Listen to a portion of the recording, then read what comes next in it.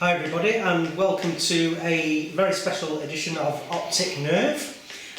So it's the first video I've done for a couple of weeks, but I've had a bit of a break, so thanks for coming back. So I have great pleasure in saying I'm joined by Mike Newman today. So we're at Mike's office for the Speeder site, and you've heard me mention him many times now. Mike is the founder and CEO of the Speeder site, and you hold 8 world records in total at the moment, Mike, is that correct? So far, yeah. So far.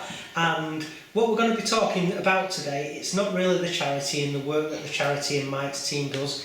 It's because this is a series about blindness and visual impairment, about Mike's journey as a blind man. So what I'm going to do is do this series over a few episodes, and it might take a few months because Mike's so busy, but let's get started, Mike, by saying thanks for agreeing to do this for me. And you know you're a very dear friend of mine, and really appreciate it. Thanks, Chris. So let's start right at the very beginning. What are your first recollections of the fact that something was wrong? And well, going back then to my childhood, my predominant memory was that I was always regularly in a lot of pain, severe pain in my eyes, and I used to spend quite a bit of time in hospital with various issues, and the doctors trying to save what was a very tiny amount of sight that I had. And I remember one occasion, probably when I was about 5 at school, and I could see very little, and to be in mainstream school in the 60s was unheard of.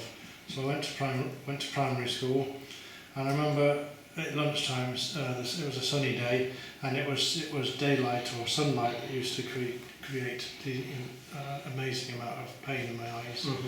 And I remember sitting in my head in the lap of my little mate sat next to me, Nicky, and I didn't manage to have any dinner that day because I couldn't put my head up just because I couldn't stand the sunlight.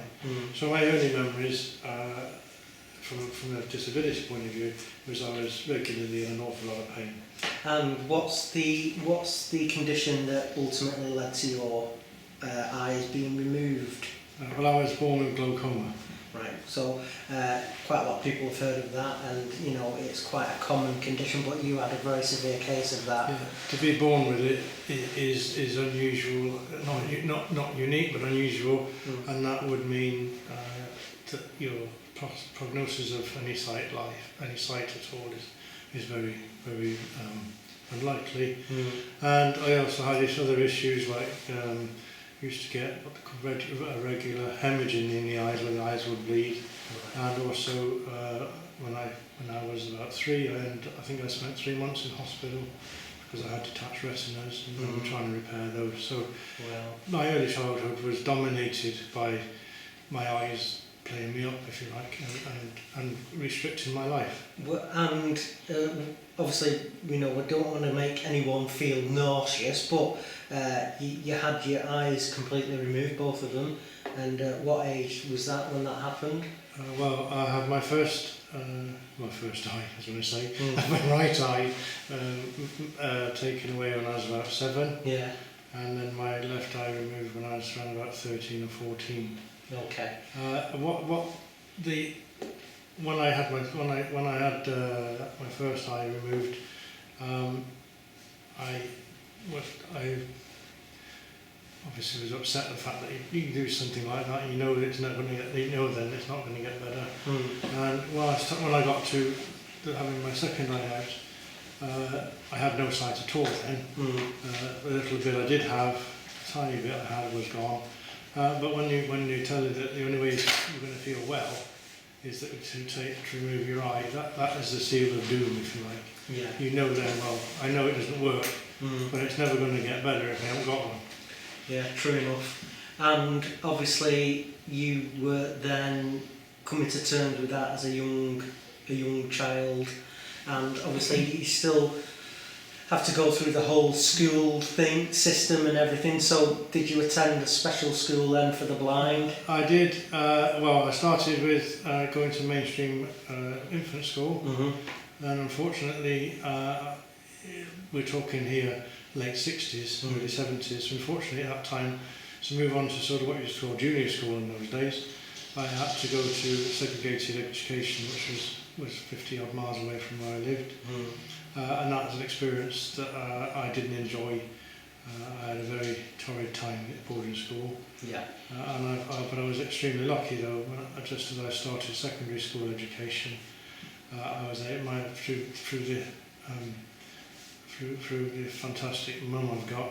She was able to get me into a mainstream school again, which meant I was able to live at home, get used to the geography of where I lived. And that was the time I had my second eye removed. And the benefit, and this sounds a bit strange when I say the benefit, whilst I was concerned that, you know, taking it away it's never going to get better, the immediate benefit that I was pain free. So I was liberated, if you like, in a strange way. Yeah, and without that pain you could concentrate on adapting to life and be more focused really on learning, living and learning the skills. That's it. So I think we'll call it a day there, Mike, for this first episode of Mike Newman on Optic Nerve. So we can end it there. So anything you just want to say? I suppose, using this title as Optic Nerve, I suppose you could say I had a double cut. Yeah, double cut. Awesome. Well, thank you so much. So thank you, everybody. So more Optic Nerve to come, and when Mike's free, we'll do the next instalment of Mike's story as he grew and got to grips with being a young adult blind man. So thanks, everybody. Cheers. Bye.